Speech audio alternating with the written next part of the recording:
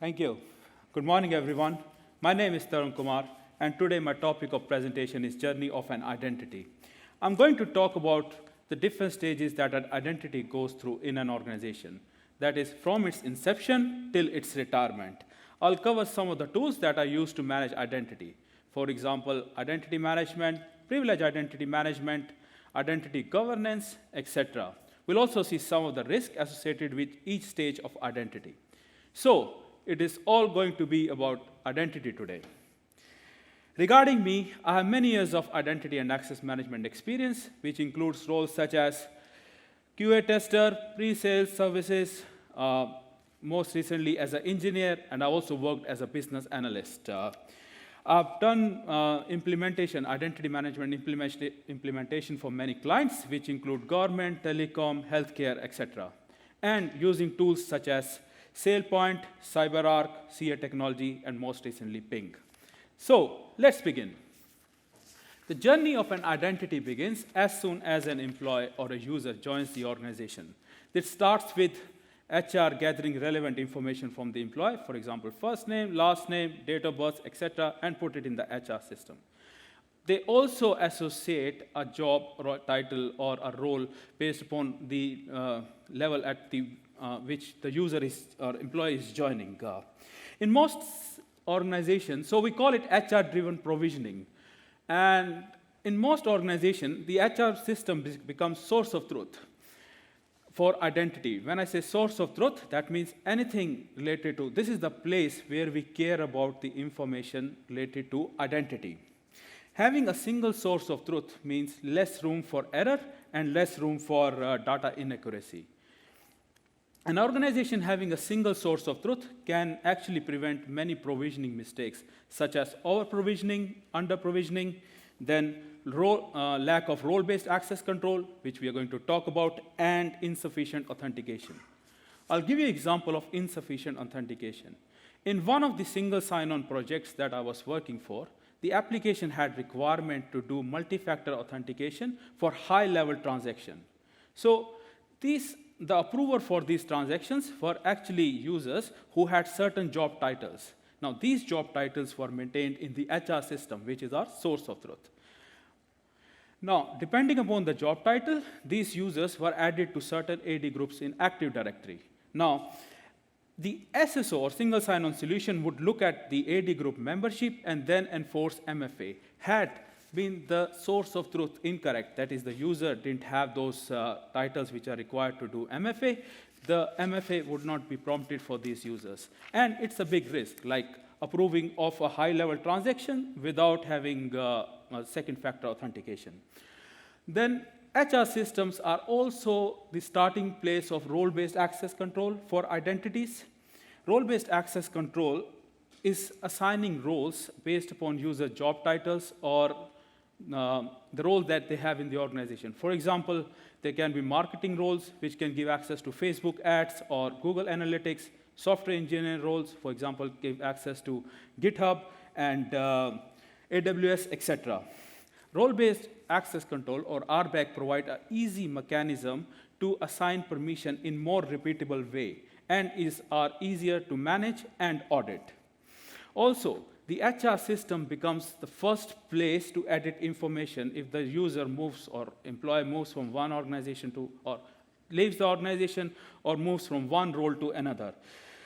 Think of this as a baby just born. In Australia, the baby, once the birth is registered and birth certificate is issued, that becomes the first identity of a baby.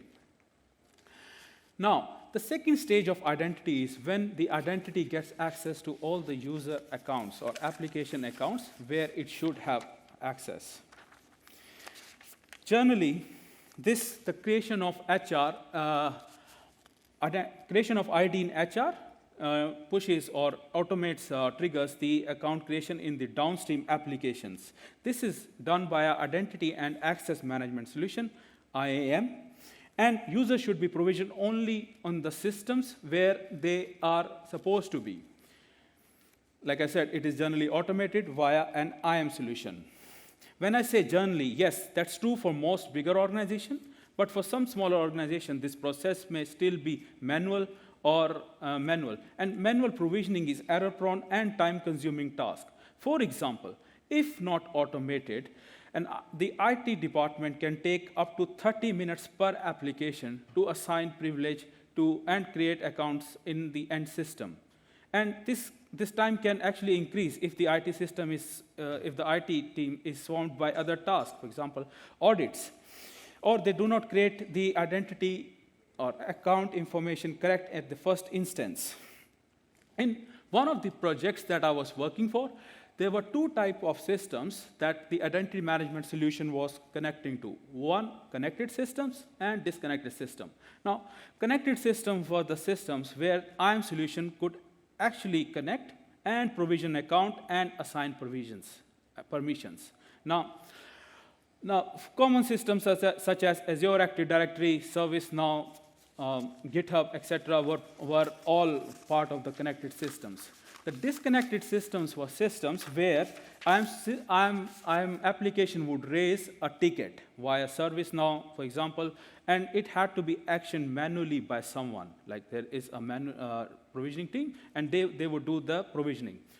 For these kind of systems, that is disconnected system, there had to be a flow of information or account information, like the flow created to have this information sent back to IAM. This way, it was ensured that the provisioning team actually did not make a mistake and the right permissions or access were given. This is what happens to that little baby after it has got all the access to do its work. Now, what are the risks associated with incorrect and manual provisioning? User provisioning, or I would say correct user provisioning, is the backbone of secure IT infrastructure. There are several risks associated with incorrect and manual provisioning. The first one, obviously, being the loss of employee productivity. It is important to give the employees right access to the right application from day one. The organization is already paying them, and it wants them to start as soon as possible. I've seen some organizations where the whole provisioning process could take as long as 30 days. And this is like they haven't been doing, the employee is not doing anything in those 30 days. Also, the new employee forms the impression of the organization based upon the onboarding experience. For example, if the onboarding experience goes bad, it leads to employee turnover. Then there is always costly and cumbersome compliance related to incorrect or manual provisioning. In many organizations have to comply with federal and industrial standards such as SOX, HIPAA, etc. Now, these standards want that there should be documented internal control which actually adequately manage who has access to what. In one of the organizations that I was working for, I was lucky enough to experience the audit being run before IAM solution was implemented and after IAM solution was, before and after the IAM solution was implemented. Now, this organization was using Lotus Notes as their HR application. So they would actually do this. There was a very manual process where they would run scripts on the end application to provision user. During the audit process, a request was sent to the Lotus Notes administrator, and they were asked to generate reports, which was like lots of Excel sheet showing which user has what access. And it was very difficult to correlate the accounts with identities. Also, these reports or Excel sheet could not actually satisfy the completeness and accuracy criteria of the audit. The audit process was very difficult. But all this changed after the new IAM solution was implemented. It became very easy to generate reports and showing which user has what access. And similarly, like many other reports, the audit process became very easy. Then there's always a security risk associated with incorrect provisioning, that is, the employee having more access than what's required. And this violates the principle of least privilege. The last risk that I'm going to talk about is overpaying for license. Sometimes users are assigned to applications where they really don't need access. So in most cloud applications actually charge organization like annual fee based upon per active user. I'll give you an example. In one of the organizations that I was working for, the the users were, every engineer that joined the organization had access to Cloud PC by default. And many engineers were actually not using it. So somebody ran an audit and found that the Cloud PC is not being used, but the organization was actually paying for the licenses. So then they made a rule that if that the engineer doesn't log into Cloud PC, then the access would be revoked. But all this could have been avoided if there was a good provisioning process.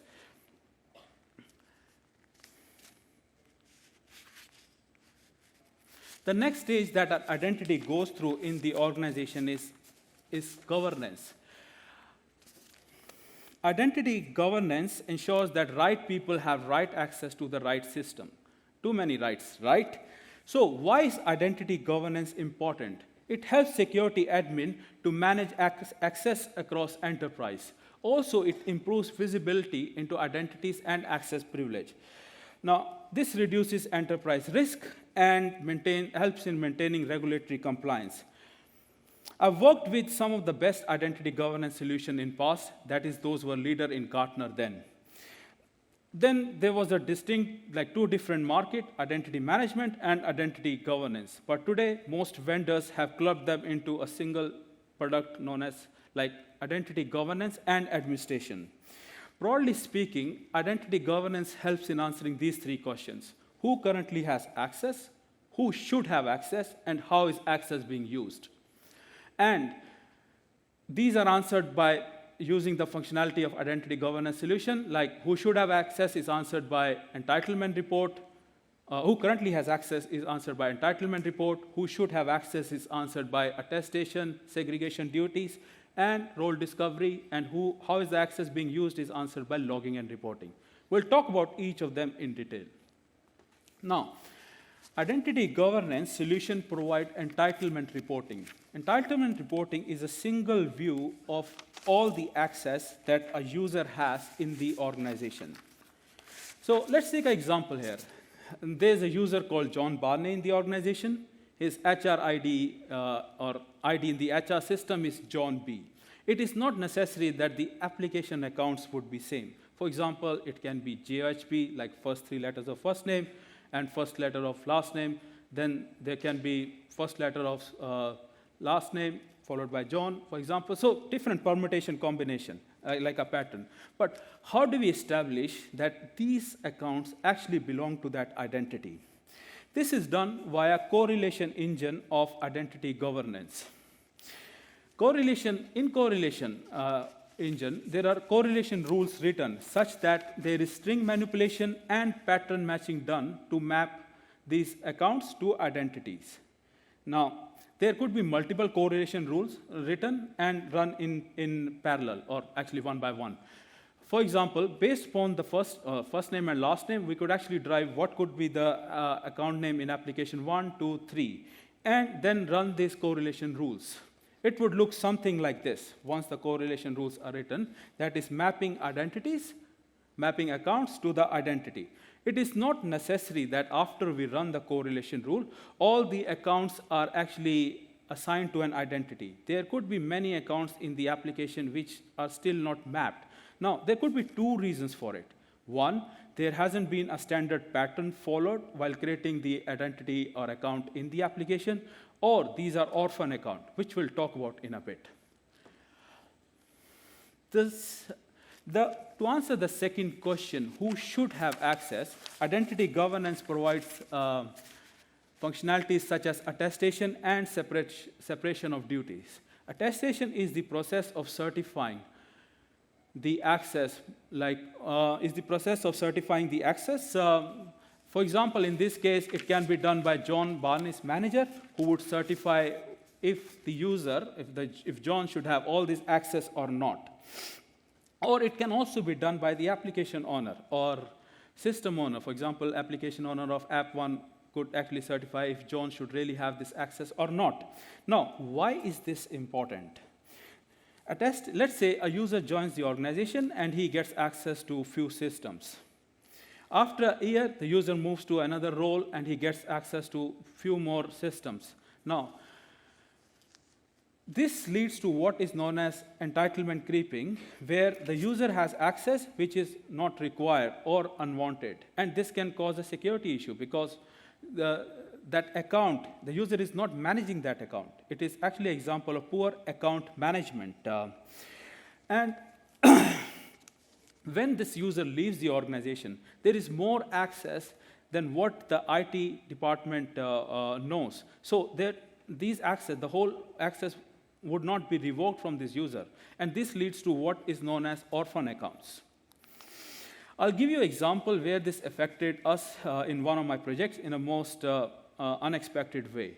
Like, I was working for a single sign-on solution, and we found that SSO, or single sign-on, is not working for some of the users who, with further digging, we found that these are the users who had been in the organization for long.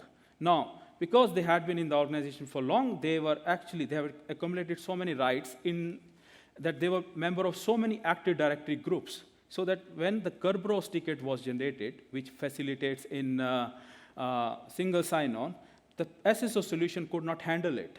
So we had to increase like the Jetty header size on the SSO solution to accept so that the SSO solution could accept this Kerberos ticket. But this could have been avoided if there was a regular attestation and separation of duties attestation done on the user. Now, in a connected identity governance world, once the attestation process or certification process is complete, access 2 and access 5, that is where the access have been denied, would be removed from the end system. This is example of user access reviews, which is related to identities. There can be other type of access reviews that can actually be facilitated by identity governance solution. For example, role review. Role review is, for example, the role owner certifies what access that role provide. Is that correct or not? Or even there could be sub-roles within the role. There could also be other type of reviews, something like self-attestation review, where the user actually certifies his or her own rights, entitlement reviews, etc. Now, to provide answer to second question, there's also a functionality called separation of duties. I'll just talk about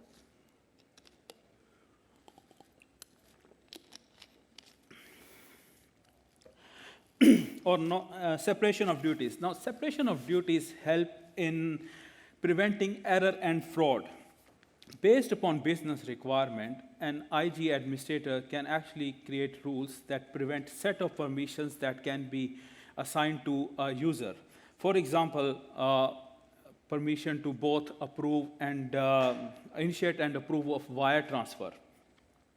Now, these separation of duties rules are checked during 3 stages of any identity management project. First, when the customer is actually starting an IAM project and it never had an IAM solution. So the data from different systems is actually is gathered, and entitlement mapping is done, like what we saw in the previous slide. And the SOD rules are run then. This ensures that there's very less inaccurate data which goes into the new IAM solution. The second place where this SOD rules are run is during the access request. For example, when a user requests for access via an identity management solution, a warning can be shown that you are requesting for access, which violates the SOD rule because you also have this. And the third place where these SOD rules are checked is during the certification campaign or access review. These violations are shown in the process. An identity governance solution also provides role discovery or role mining, which helps in facilitating to answer the question, who should have access? Now, these solutions are smart enough to suggest role based upon common user entitlements. For example, if many users have access to 15 common entitlements in 10 different applications, it actually makes sense to club them together into a role. I have also put, for example, access 1, 2, 3 as part of role 1, 4 and 5 as part of role 2. Now, There are several ways in which role discovery or role mining can be done. Top-down approach, where we start with looking at the user's job title and then look at what entitlement they have and then, for example, create roles. Or bottom approach, where looking at what entitlements or what access a user has in the organization, create roles based upon that. Role-based role discovery facilitates in role-based access control and provides a clean and clear way to grant access. Now, what are the risks associated with not having an identity governance process? One, obviously, there would be orphan accounts in the organization. Orphan accounts are also known as zombie accounts. These are accounts that have been created but not being actually used by their owner. For example, the identity that owned the account. Or this could be a result of the user moving from one department to another, but there is no proper account management process. One of the primary challenge of having an orphan account is that it actually creates a potential for unauthorized access to sensitive data.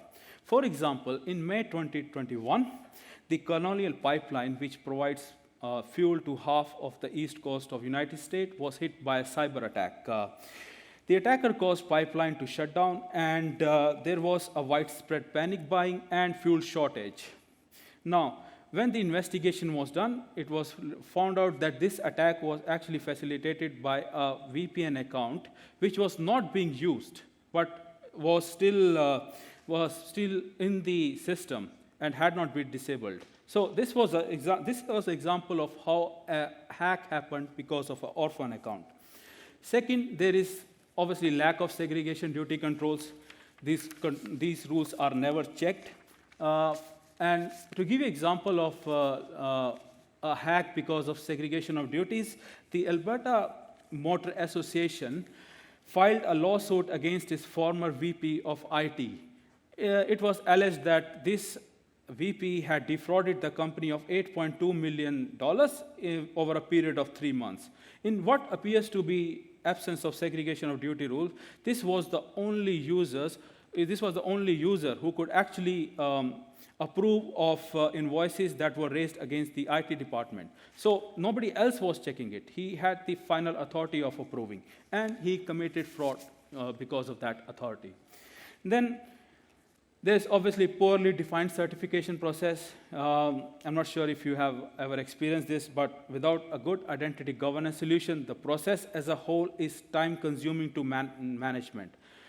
There may be a lot of reviews. There may be a lot of, the review number would be high, and it can lead to what is known as certification fatigue.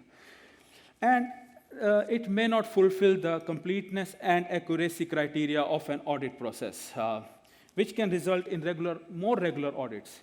In the previous example that I was giving, where the reports were generated from Lotus Notes, that organization had to run the audit twice, because the reports were manual and they could never establish completeness and accuracy. And so the audit was partial success.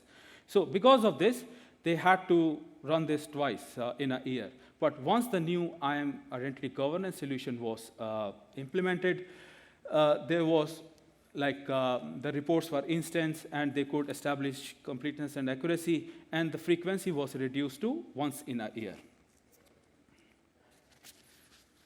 The next stage of identity is where the identity gets access to privilege accounts and becomes very powerful. What are privilege accounts? Privilege accounts are any accounts which are granting access which is much more than normal accounts. Accounts such as domain admins, local admin, non-human functional account, automation accounts, service account, break glass account are all examples of privilege accounts. These accounts can be used interactively, for example, for the user to log in, or they can be in the scripts or embedded in the scripts, DevOps code, configuration files, etc. Now, domain accounts are by far the most important account in the organization, which have access to virtually anything in the organization. In 2017, Deloitte global email server was hacked. via an admin account. The admin account had unrestricted access in the organization and was only guarded by a single password. By failing to manage this account by a proper solution or having a multi-factor authentication, Deloitte became target of attack. Now, to mitigate these kind of risk, solutions such as privilege access management are used. A privilege access management solution helps in preventing credential theft and achieve compliance. Credential theft is when a threat actor, for example, a malicious insider or outsider, uses or get access to privileged accounts and its credential. He or she can then use this information to log into or get into the company organization systems and get important data or even escalate its own privileges. Now, whatever compliance the company or the organization has to comply, there is always a requirement of having least privilege assigned to the user. A PAM solution actually helps in doing that. In the next few slides, we'll talk about how privilege access management helps in preventing credential thefts and achieving compliance.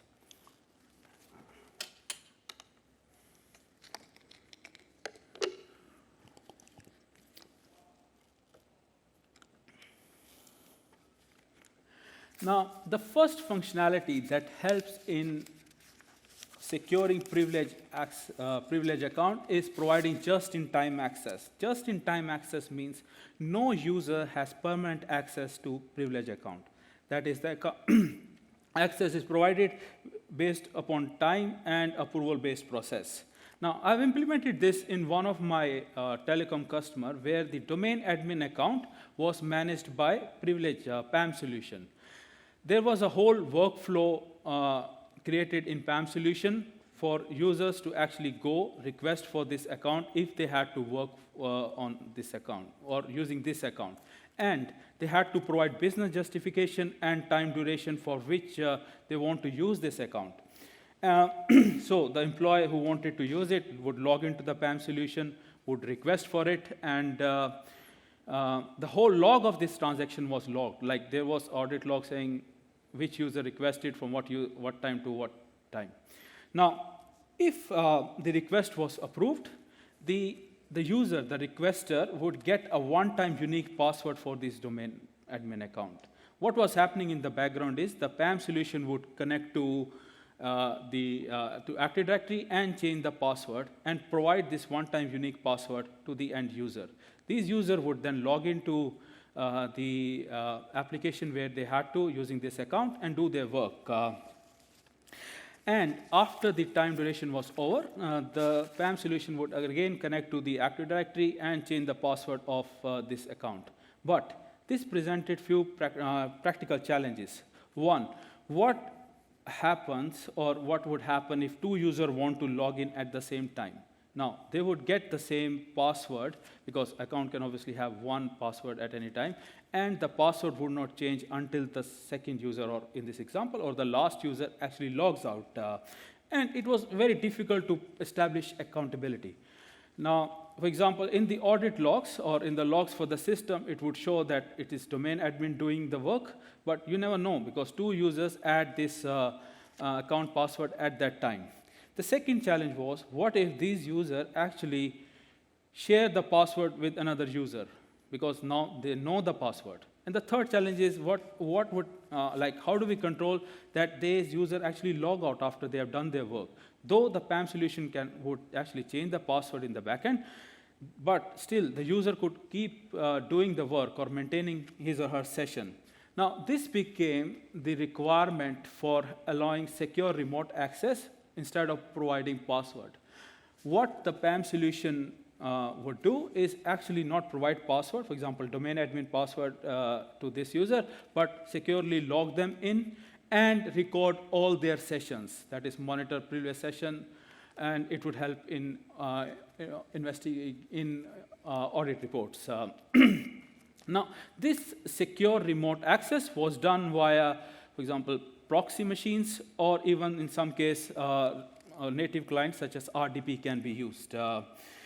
Now, PAM solution can also generate reports on privilege account for audit, reports such as what are the different privilege accounts that exist in the system, an audit of who requested for this privilege account and from what time to what time. Then it can also show, like we talked about, session recording if secure remote access has been done. And also, in some PAM solution can provide keyboard logging or keystroke recording and logging functionality. The other thing that PAM solution does is protect DevOps with integrated password. Hard-coded passwords are the biggest challenge in credential management in DevOps. For example, in CI/CD, we know there is a requirement for the CI/CD tool to connect to some vault to gather the password. Now, PAM solution provide plugins which integrate with the CI/CD tools. And these tools actually use this plugin to fetch password when required without any manual intervention. Now, talking about risk of unmanaged privilege identities, there are several risks associated with unmanaged or if the privilege identity management solutions are not used.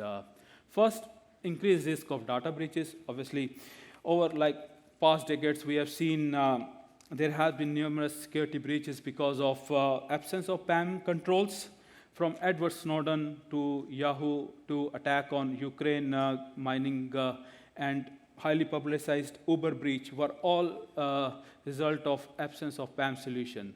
There was a common denominator in all of these attacks, that a privilege account was used to actually get into the system and exploit the system.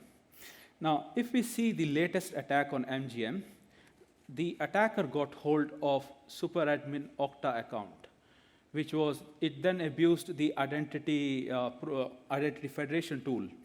Then using privilege escalation, they actually installed a malware on the systems, and on all their EXXI servers or VM EXX servers were shut down. This led to shutdown of computers, and the functionalities such as room check-in, check-out was all broken. And the point of sale systems was also down. Then this leads to damage of reputation. Yahoo's 2014 and 2016 data breach is a prime example of reputational damage that can result because of lack of PAM solution. These two breaches exposed data of 3 billion users, which included their email address, date of birth, their name, ID, etc. And they were able to access, the attackers were able to get hold of this information because they could get access to one of the privilege account. Now, Yahoo had to pay heavy fine for this. The first one was Verizon was planning to or amended its terms to buy Yahoo, and it slashed its rate by $350 million. So, but that's one example. There's also other financial losses that can occur because of data breach that happens due to privilege access management or absence of privilege access management. For example, in the case of Yahoo, it had to pay more than $115 million to settle the lawsuit against it. And last, there's obviously compliance violation, because a lot of IT standards like SOX, etc., ask organizations to have a robust PAM control and implement the least privilege principle for all their application. And not having a PAM solution can actually result, sometimes it can result in absence like monetary losses, and even their business licenses can be canceled. Then identity and account deprovisioning is the last stage of an identity in the organization. This can happen when a user is offboarded and or the change in role happens. Now, the second one is more applicant to account. For example, if user moves from one role to another, the accounts that were given to him for the first access are not removed. From security best practice point of view, it is always recommended to remove these accounts, even when an ex-employee leaves the organization. And if there is a disabled account associated with him, hackers can still exploit it to get the credential and phish by calling, for example, service desk and trying to get it deactivated and getting the credentials.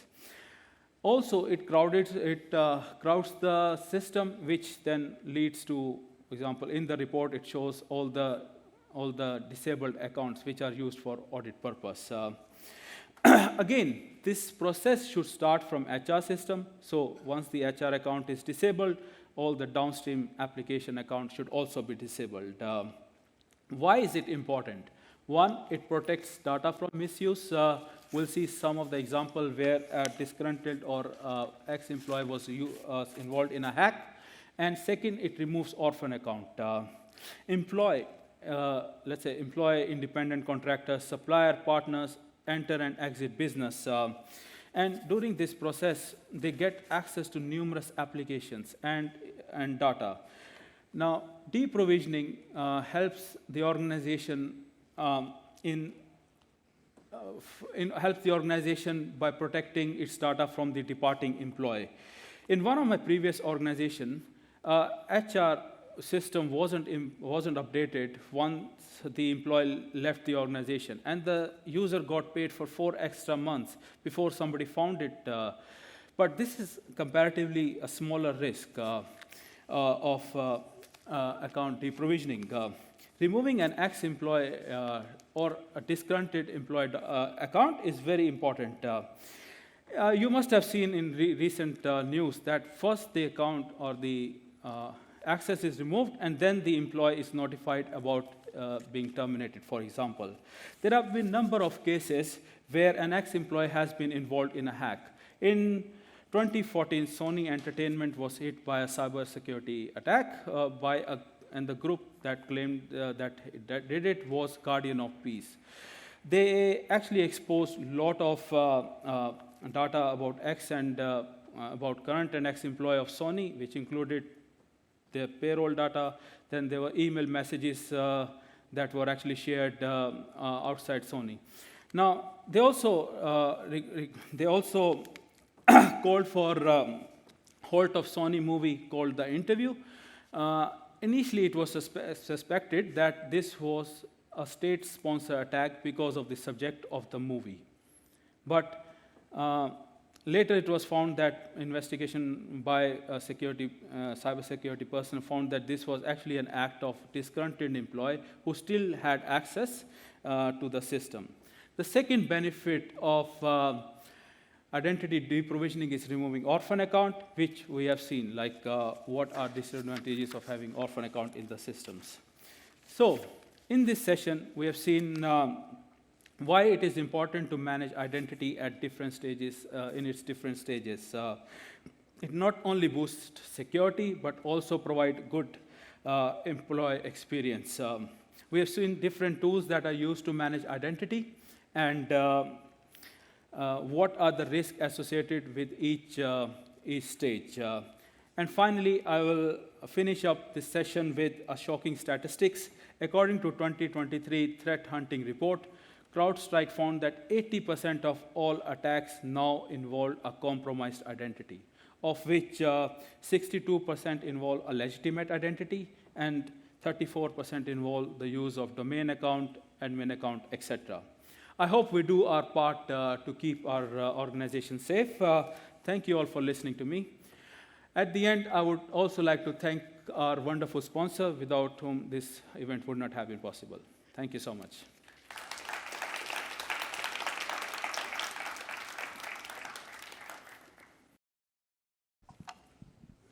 Down. Hello. Thank you so much, Tarun. We have 5 minutes for questions, and I can see one here already. Hi. You mentioned in one of the slides service accounts. Yeah. These are traditionally zombie accounts that move around your enterprise. How would you manage them? Because they don't qualify for an HR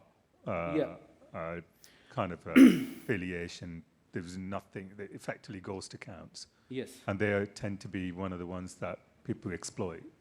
How would you manage that in a IGN and a PAM scenario? Sure. So Ideally, this would be, for example, the orphan accounts which are managed or via an certification campaign, attestation process. So in this example here, when I was talking about, I'll just go back. Like in this example, this was like I said, this was a very, not a real world example where all the accounts have been provisioned. There would be some more accounts, for example, service accounts, which are not provisioned. In one of the identity governance solution I was working with, it actually provided a functionality where if the account doesn't match to an identity, it is mapped to something called a default identity. And then this default identity would go through a a governance or attestation process. So somebody, for example, in security would say that, yes, there is a service account which has no owner, so it is a default owner. Is this being used somewhere or not? Like there was then the backend process to check all this, and then, for example, if not, then that would be removed.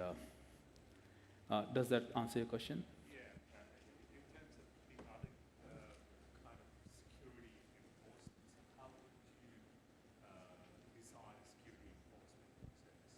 So for the benefit of everyone else, the question was how would you design security enforcement? So depends upon the requirement. For example, if it is a privilege account, then map it in the or import it in the PAM solution, so that if somebody needs access, or even DevOps, for example, we're talking about DevOps or configuration file needs access, then they would fetch the account password from PAM solution. Actually, Windows service accounts, most of the PAM solution provide default integration with Windows service account, where each time the service has to be restarted, it actually, the plugin talks to PAM, fetch the password for that service, the password of the service account, and then use it to restart the service. Fabulous. We have time for one quick question, if anyone has anything else burning. And if not, Tarun's going to be here all day and happy to chat with you. Thank you. Thank you, everyone. Thanks very much.